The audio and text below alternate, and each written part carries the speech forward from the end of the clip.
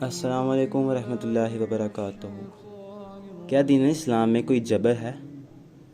کیا دین اسلام کسی پر جبرن قانون لاگو کرنے کا حکم دیتا ہے؟ سنیں قرآن کیا کہتا ہے۔ سورہ الانعام کی آیت نمبر 165۔ وَهُوَ الَّذِي جَعَلَكُمْ خَلِيفَةَ الْأَرْضِ، اور وہی ذات ہے جس نے تمہیں زمین میں خود مختار مخلوق بنایا ہے۔ اللہ نے انسان کو خود مختار بنایا ہے، چاہے تو اللہ کی غلامی اختیار کر لو، چاہے تو طاغوت کی غلامی اختیار کر لو۔ یہ اللہ نے انسان پر چھوڑ دیا ہے کہ چاہے اچھے اعمال کر لے، چاہے برے اعمال کر لے۔ اگر اللہ کی غلامی اختیار کرے گا تو اس کو جنت ملے گی، اگر تو طاغوت کی غلامی اختیار کرے گا اس کو دوزخ ملے گی۔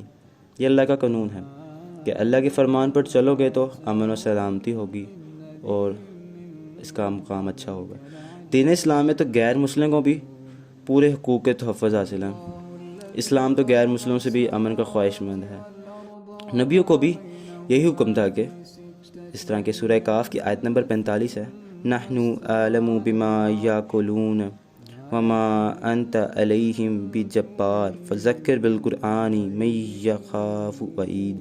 ہم جانتے ہیں جو وہ کہہ رہے ہیں اور تم ان سے جبراً بات بنوانے والے نہیں ہو، بس قرآن کے ذریعے نصیحت کر اسے جو میری وعید سے ڈرتا ہو۔ نبیوں کو بھی یہی حکم تھا کہ قرآن پاک سے نصیحت کرو۔ کوئی جبر والا تو دین نہ تھا، بس ان کی صلاحت تو یہی تھی کہ بائے بسم اللہ سے لے کر والناس کی سین تک قرآن کا بلاغ کر لے، آگے وہ مانے یا نہ مانے وہ ان کی صلاحت کا حصہ نہیں تھا۔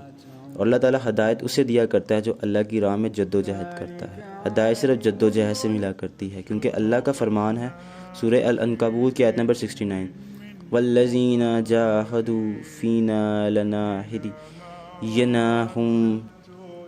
سبلنا وان اللہ لمع المحسنین، اور جو ہماری راہ تلاش کرنے میں جد و جہد کرتے ہیں یقیناً ہم ان کو اپنی راہ کی رہنمائی کر دیں گے، اور یقیناً اللہ سے محسنین کے ساتھ ہے۔ یہی اللہ کا قانون ہے اور اللہ کا قانون کبھی بدلہ نہیں کرتا۔